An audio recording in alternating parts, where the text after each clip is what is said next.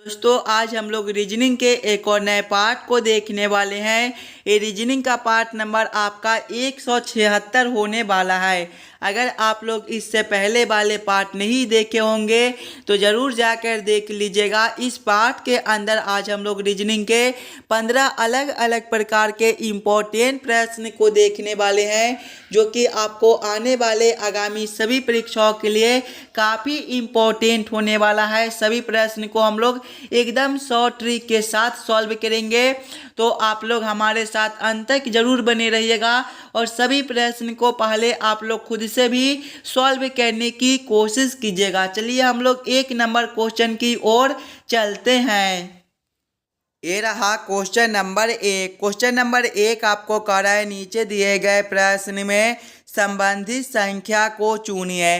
संबंधित संख्या चुनने के लिए बोला जा रहा है। प्रश्न आपको कह रहा है जिस प्रकार से 17 का संबंध 290 के साथ है, उसी प्रकार से आप लोगों से पूछ रहा है 11 का संबंध कौन सा संख्या के साथ होगा, जो इस वाले क्वेश्चन मार्क पे भरे जाएंगे। ये जो प्रश्न है ये आपका नंबर एनालॉजी रीजनिंग का प्रश्न है, और जब भी आपको इस प्रकार के नंबर एनालॉजी रीजनिंग के प्रश्न देखने को मिले तो सबसे पहले आप लोग ये समझने की कोशिश कीजिएगा 17 को हम लोग क्या करेंगे ताकि 290 बन जाए।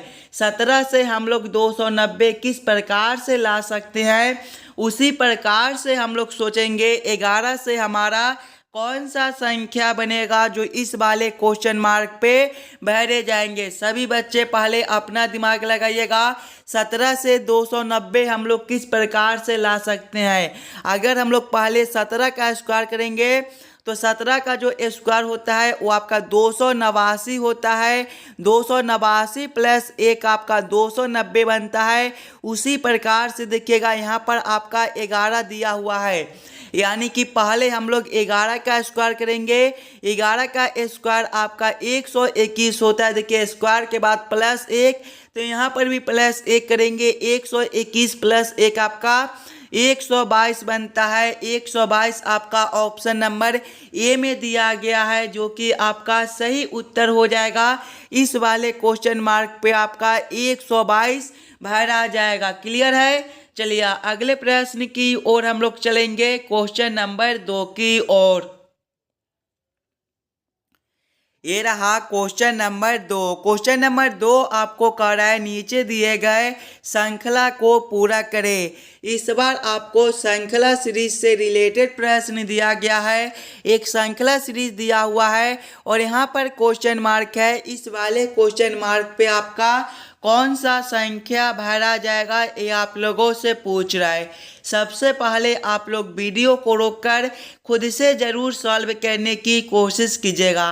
ध्यान से देखिएगा श्रृंखला को। तो पहले आपका 6 लिखा हुआ है, 6 के आगे आपका 18 है, 18 के आगे 54 है, 54 के आगे आपका क्वेश्चन मार्क है, क्वेश्चन मार्क के आगे देखिएगा तो 486 दिया गया है, 486 के आगे आपका 1458 दिया हुआ है। सभी बच्चे पहले श्रृंखला को ध्यान से देखिएगा और समझने की कोशिश कीजिएगा आपका किस प्रकार का श्रृंखला सीरीज दिया हुआ है। अगर आप लोग ध्यान से देखिएगा तो 6 से 18 है, 18 से 54 है, यानी कि अगर हम लोग 6 गुना 3 करते हैं तो ये आपका 18 होता है। 18 गुना 3 जो है ये आपका 54 होता है। उसी प्रकार से आगे देखिएगा तो 486 से आपका 1458 है। यहाँ पर भी आपका गुना 3 है। ध्यान से देखिएगा गुना 3 गुना 3 गुना 3, यानी कि यहाँ पर भी आपका गुना 3 बनेगा। 54 गुना 3 आपका कितना होता है,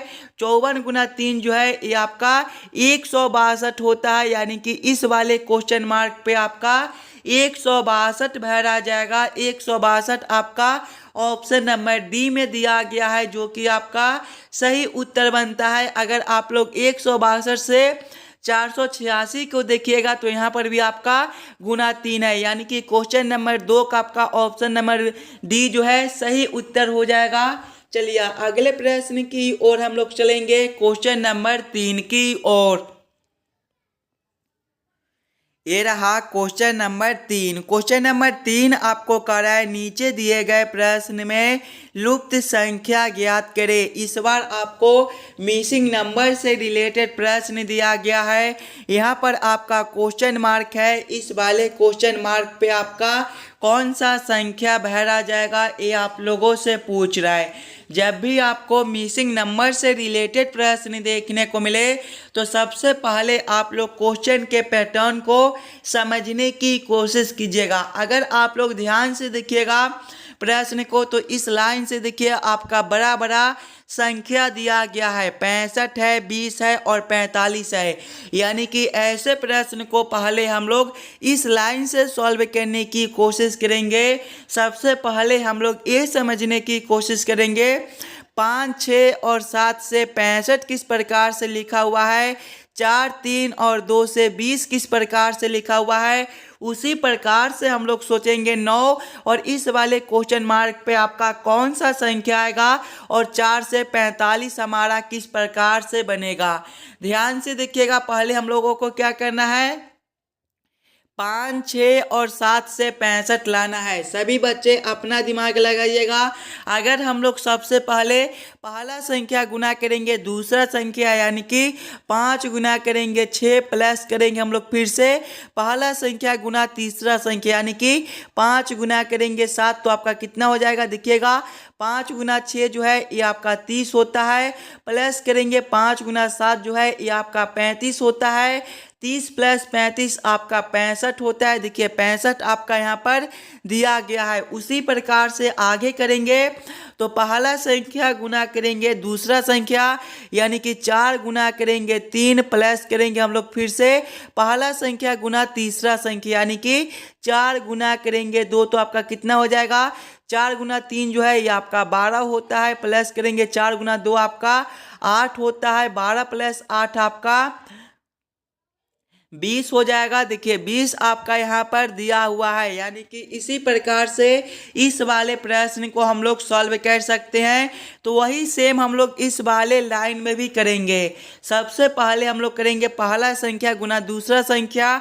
देखिएगा दूसरा संख्या आपका क्वेश्चन मार्क है, यानी कि इसमें सबसे पहले हम लोग कर लेंगे पहला संख्या गुना तीसरा संख्या यानी कि 4 गुना जब हम लोग 9 गुना 4 करेंगे देखिएगा जब हम लोग 9 गुना 4 करेंगे तो ये आपका कितना हो जाएगा 36 हो जाएगा। और यहाँ पर देखिएगा 45 है, जब हम लोग 45 में से 36 माइनस करेंगे तो ये आपका 9 हो जाएगा। यानी कि हम लोग 9 में कौन सा संख्या से गुना करें ताकि हमारा 9 ही प्राप्त हो। यानी कि अगर हम लोग इस वाले क्वेश्चन मार्क पे 1 रख देते हैं तो 9 गुना 1 आपका 1 होता है और 36 गुना 9 जो है ये आपका 45 बन जाएगा। 45 आपका यहाँ पर दिया गया है। देखिएगा पहला संख्या गुना दूसरा संख्या यानी कि 9 गुना 1 करेंगे तो आपका 9 हो जाएगा, प्लस करेंगे फिर से पहला संख्या गुना तीसरा संख्या यानी कि 9 गुना 4 करेंगे तो ये आपका 36, 9 प्लस 36 जो है ये आपका 45 बनता है। 45 आपका यहाँ पर दिया गया है। यानी कि इस वाले क्वेश्चन मार्क पे आपका 1 भरा जाएगा। 1 आपका ऑप्शन नंबर सी में दिया हुआ है जो कि आपका सही उत्तर बनता है। चलिए अगले प्रश्न की ओर हम लोग चलेंगे, क्वेश्चन नंबर 4 की ओर।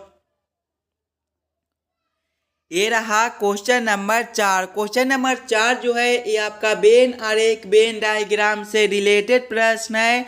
अविवाहित अध्यापक और पिता का किस प्रकार से वेन आरेख वेन डायग्राम बनेगा ये आप लोगों से पूछ रहा है। सबसे पहले आप लोग सभी शब्दों को ध्यान से देखिएगा और समझने की कोशिश कीजिएगा कौन शब्द किसके साथ संबंधित है, किसके अंदर हम लोग किसको रख सकते हैं। अगर आप लोग यहाँ पर ध्यान से देखिएगा तो कुछ अध्यापक जो होते हैं वो आपके अविवाहित भी होते हैं और कुछ अध्यापक जो होते हैं वो आपके पिता भी हो सकते हैं। यानी कि सबसे पहले हम लोग अध्यापक के लिए एक गोला बना लेंगे और कुछ अध्यापक आपके अविवाहित हो सकते हैं। यानी कि इसको हम लोग इस प्रकार से रखेंगे और कुछ अध्यापक जो है वो आपके पिता भी हो सकते हैं। यानी कि इसको हम लोग इस प्रकार से रखेंगे। इस प्रकार का वेन आरेख वेन डायग्राम आपका ऑप्शन नंबर ए में दिया गया है जो कि आपका सही उत्तर बनता है। चलिए अगले प्रश्न की ओर हम लोग चलेंगे, क्वेश्चन नंबर 5 की ओर। ये रहा क्वेश्चन नंबर 5। क्वेश्चन नंबर 5 आपको कह रहा है नीचे दिए गए प्रश्न आकृति का दर्पण छवि चुनिए। यहाँ पर आपका एक प्रश्न आकृति दिया गया है। कुछ इस प्रकार का आपका प्रश्न आकृति है और प्रश्न आप लोगों से पूछ रहा है इस वाले प्रश्न आकृति का किस प्रकार से दर्पण प्रतिबिंब बनेगा। देखिए दर्पण प्रतिबिंब में क्या होता है कि बाएं वाले जो आपके आकृति होती है वो आपके उलटकर दाएं में चले जाते हैं और दाएं वाले जो आपके आकृति होती है वो आपके उलटकर बाएं में चले आते हैं। और यहाँ पर देखिएगा तो दर्पण भी जो है ये आपका कुछ इसी प्रकार से दिया गया है, यानी कि जब हम लोग इस वाले प्रश्न आकृति को इस प्रकार से उल्टेंगे तो आपका किस प्रकार का आकृति बनेगा। सबसे पहला जो आपका एक खंड दिया गया है ये आपका कुछ इसी प्रकार से बनेगा। और यहाँ पर देखिए ये जो रंगा हुआ भाग है ये आपका उलटने के बाद अब इस वाला खंड में हो जाएगा और ये आपका कुछ इस प्रकार से बनेगा। आगे देखिएगा तो ये जो आपका खाली स्थान है ये आपका ए वाला हो जाएगा और इसमें ए वाला खंड रंगा हुआ है तो अब ए वाला खंड आपका रंगा हुआ हो जाएगा। उसके बाद आप लोग देखिएगा तो ये तीर का चिन्ह जो आपका यहाँ पर दिया गया है ये आपका उलटने के बाद अब यहाँ पर हो जाएगा। इस प्रकार का उत्तर आकृति आपका कौन सा ऑप्शन में दिया गया है।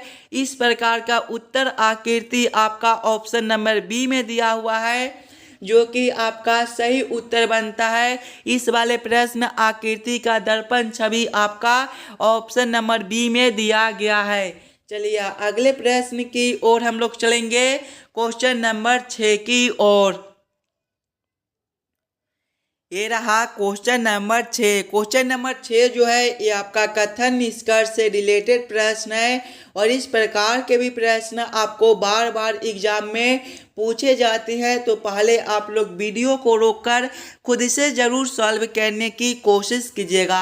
जब भी आपको इस प्रकार के प्रश्न देखने को मिले तो सबसे पहले आप लोग कथन को ध्यान से पढ़िएगा और उस कथन को आप लोग वेन आरेख वेन डायग्राम पर सेट कर लीजिएगा ताकि प्रश्न को सॉल्व करने में आपको आसानी हो।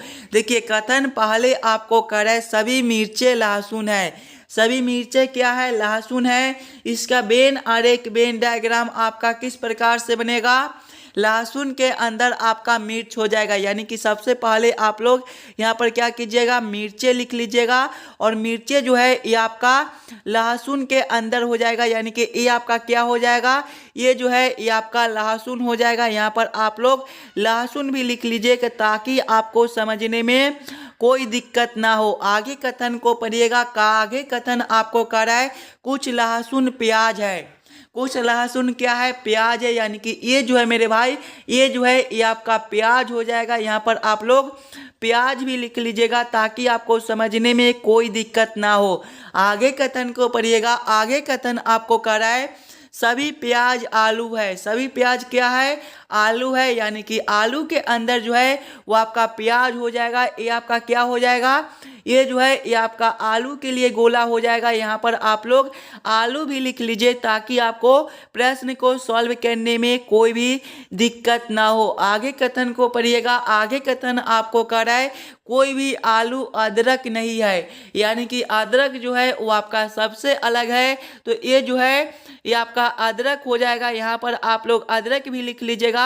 अब आप लोग इस वाले वेन आरेख वेन डायग्राम के आधार पर निष्कर्ष को सही या फिर गलत कीजिएगा। देखिए निष्कर्ष एक आपको करे कुछ मिर्चें आलू है। ध्यान से देखिएगा तो मिर्च आपका यहाँ पर है और आलू आपका यहाँ पर है।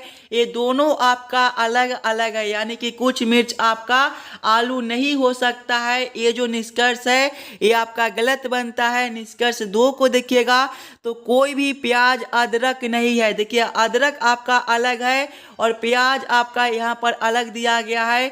यानी कि कोई भी प्याज अदरक नहीं हो सकता है। ये जो निष्कर्ष है ये आपका सही बनता है। केवल निष्कर्ष 2 आपका सही निकलता है। केवल निष्कर्ष 2 को कौन सा ऑप्शन में निकाला गया है, ऑप्शन नंबर बी में देखिएगा तो केवल निष्कर्ष 2 निकलता है। यानी कि क्वेश्चन नंबर 6 का आपका ऑप्शन नंबर बी जो है सही उत्तर हो जाएगा। अगर आपको किसी भी प्रश्न में कहीं पर भी कोई दिक्कत हो तो हमें ज़रूर कमेंट करके बतलाइएगा। उस वाले प्रश्न को हम लोग फिर से अगले पार्ट में देख लेंगे। चलिए अगले प्रश्न की ओर हम लोग चलेंगे, क्वेश्चन नंबर 7 की ओर।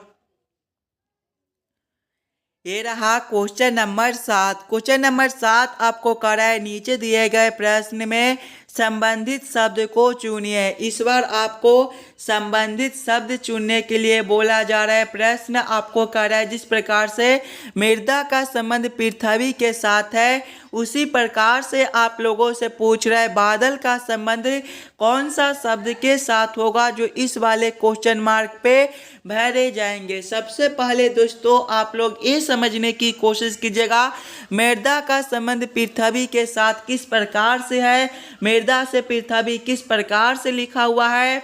उसी प्रकार से आप लोग सोचिएगा बादल से आपका कौन सा शब्द बनेगा, जो इस वाले क्वेश्चन मार्क पे भरे जाएंगे। अगर आप लोग ध्यान से देखिएगा तो मृदा जो है वो आपके पृथ्वी पर होता है, तो मृदा से पृथ्वी लिखा हुआ है। उसी प्रकार से बादल जो है ये आपका आकाश में होता है, यानी कि बादल से आपका आकाश बनेगा। आकाश आपका कौन सा ऑप्शन में है, आकाश आपका ऑप्शन नंबर ए में दिया गया है, जो कि आपका सही उत्तर बनता है। चलिए अगले प्रश्न की ओर हम लोग चलेंगे, क्वेश्चन नंबर 8 की ओर। ये रहा क्वेश्चन नंबर 8। क्वेश्चन नंबर 8 आपको कह रहा है, नीचे दिए गए प्रश्न में विषम आकृति को पहचान करें। इस बार आपको विषम आकृति चुनने के लिए बोला जा रहा है। जब भी आपको विषम आकृति चुनने के लिए बोले तो सबसे पहले आप लोग प्रश्न आकृति को ध्यान से देखिएगा और समझने की कोशिश कीजिएगा ये चारों आकृति में आपका सबसे अलग आकृति कौन सा दिया गया है। जो आकृति आपका सबसे अलग बनेगा वही आकृति आपका सही उत्तर हो जाएगा। ध्यान से पहले आप लोग देखिएगा ये चारों आकृति को और समझने की कोशिश कीजिएगा ये चारों आकृति में आपका सबसे अलग आकृति कौन बनता है। ध्यान से देखिएगा आकृति ए में तो ये तीनों आकृति जो है ये आपके छोटे और बड़े दिए गए हैं। आकृति बी में भी आपका आकृति जो है वो छोटा और बड़ा है। आकृति सी में भी देखिएगा तो ये दोनों आकृति आपके छोटे बड़े दिए गए हैं, जबकि आकृति डी में आपका दोनों आकृति एक ही प्रकार का है। सभी में आकृति छोटे बड़े दिए गए हैं, जबकि आकृति डी में दोनों आकृति एक ही प्रकार का बनता है, यानी कि सबसे अलग आकृति आपका डी बनता है। क्वेश्चन नंबर 8 का आपका ऑप्शन नंबर डी जो है सही उत्तर हो जाएगा। चलिए अगले प्रश्न की ओर हम लोग चलेंगे, क्वेश्चन नंबर 9 की ओर। ये रहा क्वेश्चन नंबर 9। क्वेश्चन नंबर 9 आपको कह रहा है, नीचे दिए गए निम्नलिखित शब्दों का सही क्रम बताएं। अध्ययन, पुस्तकों, परीक्षा, छात्र और परिणाम का किस प्रकार से सही क्रम बनेगा, ये आप लोगों से पूछ रहा है। सबसे पहले आप लोग सभी शब्दों को ध्यान से देखिएगा और समझने की कोशिश कीजिएगा ये सभी शब्दों का आपका किस प्रकार से सही क्रम बनता है। देखिए इसमें सबसे पहले जो है वो आपका छात्र हो जाएगा, यानी कि 4 नंबर। छात्र के बाद जो है वो आपका पुस्तकों हो जाएगा, यानी कि 2 नंबर। पुस्तकें के बाद जो है वो आपका अध्ययन हो जाएगा, यानी कि 1 नंबर। अध्ययन के बाद आपका परीक्षा हो जाएगा, यानी कि 3 नंबर। और परीक्षा के बाद आपका परिणाम हो जाएगा, यानी कि 5 नंबर। कौन सा ऑप्शन में आपका 4 2 1 3 5 दिया गया है? 4 2 1 3 5 आपका ऑप्शन नंबर बी में दिया हुआ है, जो कि आपका सही उत्तर बनता है। ये सभी शब्दों का जो सही क्रम है वो आपका ऑप्शन नंबर बी में दिया गया है। क्लियर है? चलिए अगले प्रश्न की ओर हम लोग चलेंगे, क्वेश्चन नंबर 10 की ओर। ये रहा क्वेश्चन नंबर 10। क्वेश्चन नंबर 10 आपको कह रहा है, कम से कम कितने खिलाड़ी हॉकी और क्रिकेट खेलते हैं। सबसे पहले आप लोग इस वाले आकृति को ध्यान से देखिएगा और समझने की कोशिश कीजिएगा। पहले आप लोग आकृति को अगर आप लोग ध्यान से देखिएगा तो देखिए बैडमिंटन के लिए जो आपका आकृति बनता है वो आपका यहाँ से लेकर यहाँ तक बनता है। आगे देखिएगा आप लोग तो क्रिकेट के लिए जो आपका आकृति दिया गया है वो आपका यहाँ से लेकर यहाँ तक बनता है। और हॉकी के लिए जो आपका आकृति है वो आपका यहाँ से लेकर यहाँ तक बनता है। और आप लोगों से क्या पूछ रहा है, आप लोगों से पूछ रहा है कि कम से कम कितने खिलाड़ी हॉकी और क्रिकेट खेलते हैं। यानी कि केवल हम लोगों के हॉकी और क्रिकेट में संबंधित देखना है। देखिएगा केवल हॉकी और क्रिकेट में कौन सा संख्या दिया गया है, ध्यान से देखिएगा। तो हॉकी और क्रिकेट में केवल आपका 4 दिया गया है, यानी कि 4 ऐसे खिलाड़ी हैं जो केवल हॉकी और क्रिकेट खेलते हैं। 4 आपका ऑप्शन नंबर ए में दिया गया है, जो कि आपका सही उत्तर बनता है। चलिए अगले प्रश्न की ओर हम लोग चलेंगे, क्वेश्चन नंबर 11 की ओर। ये रहा क्वेश्चन नंबर 11। क्वेश्चन नंबर 11 आपको कह रहा है यदि ए का अर्थ जोड़ है, बी का अर्थ गुना है, सी का अर्थ भाग है, डी का अर्थ घटाव है तो 20A 10B 45C 5D 12 बराबर क्वेश्चन मार्क। इस वाले क्वेश्चन मार्क पे आपका कौन सा संख्या भरा जाएगा, ये आप लोगों से पूछ रहा है। जब भी आपको इस प्रकार के रीजनिंग के प्रश्न देखने को मिले तो सबसे पहले आप लोग प्रश्न को ध्यान से पढ़िएगा और समझने की कोशिश कीजिएगा प्रश्न आपको क्या कह रहा है। देखिए प्रश्न आपको कह रहा है कि ए का जो अर्थ है वो जोड़ है, यानी कि इस वाले समीकरण में जहाँ पर ए दिया गया है वहाँ पर हम लोग जोड़ को रखेंगे। बी का अर्थ गुना है, यानी कि बी के जगह पे हम लोग गुना को रखेंगे। सी का अर्थ भाग दिया गया है, यानी कि सी के जगह पे हम लोग भाग को रखेंगे।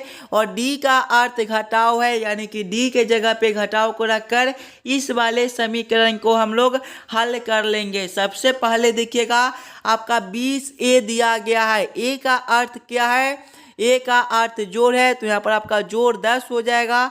उसके बाद आपका बी है, बी का अर्थ गुना है तो गुना 45 हो जाएगा। उसके बाद सी है, सी का अर्थ भाग है तो यहाँ पर आपका भागा 5 हो जाएगा। उसके बाद डी है, डी का अर्थ घटाव है तो यहाँ पर आपका घटाव 12 हो जाएगा। जब इस वाले समीकरण को हम लोग हल करेंगे तो सबसे पहले हम लोग भाग के काम करेंगे, उसके बाद गुना के, उसके बाद घटाव के और उसके बाद जोड़ के। पहले हम लोग भाग के काम करेंगे।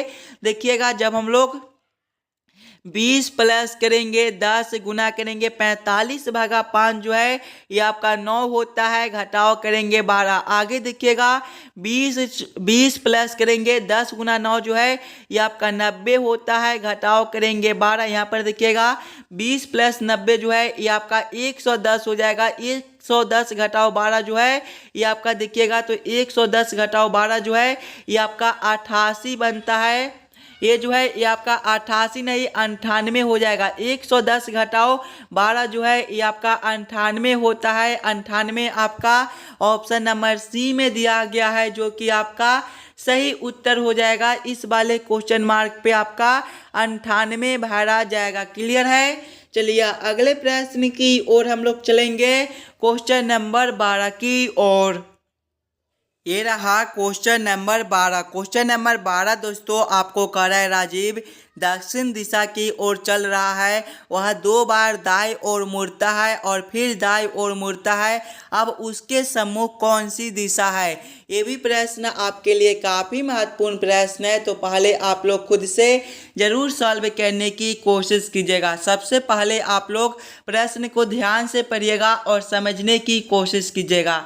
जब भी आपको इस प्रकार के प्रश्न देखने को मिले तो सबसे पहले आप लोग ये याद कर लीजिएगा, दिशा में जो है वो आपका पूरब ए वाला दिशा होता है, पश्चिम आपका ए वाला दिशा होता है, उत्तर आपका ऊपर की ओर होता है और दक्षिण जो है वो आपका नीचे की ओर होता है। अब आप लोग प्रश्न को पढ़िएगा। देखिए राजीव जो है वो दक्षिण दिशा की ओर चल रहा है। दक्षिण आपका कौन सा दिशा है, नीचे की ओर है, यानी कि राजीव पहले नीचे की ओर चल रहा है। आगे प्रश्न को पढ़िएगा, वह 2 बार दाएं ओर मुड़ता है, यानी कि जब यहाँ से वह 2 बार दाएं ओर मुड़ेगा, पहले बार जब दाएं ओर मुड़ेगा तो उसका दिशा जो है वो पश्चिम की ओर हो जाएगा। फिर वह जब दूसरे बार दाएं ओर मुड़ेगा तो इसका दिशा जो है उत्तर की ओर हो जाएगा। आगे प्रश्न को पढ़िएगा, फिर दाई ओर मुड़ता है, यानी कि यहाँ से फिर से वह दाई ओर मुड़ेगा तो इसका दिशा जो है वो पूरब की ओर हो जाएगा। आगे प्रश्न को पढ़िएगा, वह अब उसके सम्मुख कौन सी दिशा है। देखिएगा उसके सामने जो है वो ए वाला दिशा है। ए वाला दिशा जो है वो आपका पूरब है, यानी कि पूरब आपका सही उत्तर बन जाएगा। पूरब आपका ऑप्शन नंबर सी में दिया गया है, जो कि आपका सही उत्तर बनता है। चलिए अगले प्रश्न की ओर हम लोग चलेंगे, क्वेश्चन नंबर 13 की ओर। ये रहा क्वेश्चन नंबर 13। क्वेश्चन नंबर 13 आपको कह रहा है, नीचे दिए गए प्रश्न में संबंधित अक्षरों को चुनिए। इस बार आपको संबंधित अक्षर चुनने के लिए बोला जा रहा है। प्रश्न आपको कह रहा है, जिस प्रकार से DHL का संबंध PTX के साथ है, उसी प्रकार से आप लोगों से पूछ रहा है BFJ का संबंध कौन सा अक्षर के साथ होगा, जो इस वाले क्वेश्चन मार्क पे भरे जाएंगे। सबसे पहले आप लोग ये समझने की कोशिश कीजिएगा DHL से आपका PTX किस प्रकार से लिखा हुआ है, उसी प्रकार से आप लोग सोचिएगा BFJ से आपका कौन सा अक्षर बनेगा, जो इस वाले क्वेश्चन मार्क पे भरे जाएंगे। देखिएगा पहले आपका क्या दिया गया है, सबसे पहले आपका DHL दिया गया है और इससे आपका क्या लिखा हुआ है, PTX लिखा हुआ है। अगर आप लोग ध्यान से देखिएगा सिंगल अक्षर को, तो D से आपका P है प्लस 12 बनता है, H से आपका T है प्लस 12 बनता है, यहाँ पर भी आपका प्लस 12 बनता है, L से आपका X है प्लस 12 बनता है, यानी कि सभी अक्षर में प्लस 12 प्लस 12 प्लस 12 कर दिया गया है। वही सेम हम लोग आगे करेंगे। आगे देखिएगा आपका BFJ दिया गया है, इसके भी सभी अक्षर में हम लोग प्लस 12 करेंगे। देखिए B जो है ये आपका दूसरे नंबर पर होता है, 2 + 12 आपका 14 और 14वें पर आपका N होता है। आगे देखिएगा F है, F + 12 आपका कितना हो जाएगा, F आपके छठे पर होता है, 6 + 12 आपका 18 और 18वें पर आपका R होता है। आगे देखिएगा आपका J है, J आपका 10वें पर होता है, 10 + 12 आपका 22 और 22वें पर आपका V होता है। कौन सा ऑप्शन में आपका NRV दिया गया है, NRV आपका ऑप्शन नंबर ए में दिया हुआ है, जो कि आपका सही उत्तर हो जाएगा। इस वाले क्वेश्चन मार्क पे आपका NRV भरा जाएगा। क्लियर है। चलिए अगले प्रश्न की ओर हम लोग चलेंगे, क्वेश्चन नंबर 14 की ओर। ये रहा क्वेश्चन नंबर 14। क्वेश्चन नंबर 14 आपको कह रहा है, नीचे दिए गए अक्षर श्रृंखला को पूरा करें। इस बार आपको अक्षर श्रृंखला से रिलेटेड प्रश्न दिया गया है। एक अक्षर श्रृंखला दिया हुआ है और यहाँ पर 2 क्वेश्चन मार्क है। ये दोनों क्वेश्चन मार्क पे आपका कौन सा अक्षर भरा जाएगा, ये आप लोगों से पूछ रहा है। ये भी प्रश्न आपके आने वाले आगामी सभी परीक्षाओं के लिए काफ़ी महत्वपूर्ण प्रश्न है। तो पहले आप लोग वीडियो को रोककर खुद से ज़रूर सॉल्व करने की कोशिश कीजिएगा। सबसे पहले आप लोग अक्षर श्रृंखला को ध्यान से देखिएगा और समझने की कोशिश कीजिएगा आपका किस प्रकार का अक्षर श्रृंखला दिया गया है। अगर आप लोग ध्यान से देखिएगा तो देखिए A से आपका C है, यहाँ पर आपका +2 है। आगे देखिएगा C से आपका F है +3 है। आगे देखिएगा F से आपका H है +2 है। H से आपका K है +3 है। आगे देखिएगा K से आपका M है +2 है। M से आपका P है +3 है। P से आपका R है +2 है। यानी कि एक बार +2 करता है तो एक बार +3 करता है। यहाँ पर +2 है तो अगला जो है वो आपका +3 हो जाएगा। R आपका 18वें पर होता है, 18 + 3 आपका 21 होता है और 21वें पर आपका U होता है। और फिर से हम लोग क्या करेंगे, अब हम लोग जो है वो +3 तो अब फिर +2 करेंगे। U आपका 21वें पर होता है, 21 + 2 आपका 23 और 23वें पर आपका W होता है। कौन सा ऑप्शन में आपका U और W दिया गया है, U और W आपका ऑप्शन नंबर बी में दिया गया है, जो कि आपका सही उत्तर बनता है। इस वाले क्वेश्चन मार्क पे आपका U और इस वाले क्वेश्चन मार्क पे आपका W भरा जाएगा। क्लियर है। चलिए अगले प्रश्न की ओर हम लोग चलेंगे, क्वेश्चन नंबर 15 की ओर। ये रहा क्वेश्चन नंबर 15 और ये जो प्रश्न है ये आपके होमवर्क के तौर पे छोड़े जाते हैं। इस वाले प्रश्न को आप लोग खुद से सॉल्व कीजिएगा और सभी बच्चे हमें एक बार ये ज़रूर कमेंट करके बताइएगा कि आज के 15 प्रश्न में से आप लोग कितने प्रश्न को खुद से सॉल्व किए हो। अगर आपको किसी भी प्रश्न में कहीं पर भी कोई दिक्कत हो तो हमें ये भी कमेंट करके बताइएगा। और जितने बच्चे इस वाले यूट्यूब चैनल पर नए हो चैनल को सब्सक्राइब और वीडियो को लाइक जरूर करके जाइएगा। चलिए हम लोग मिलते हैं आपसे अगले वीडियो में। धन्यवाद।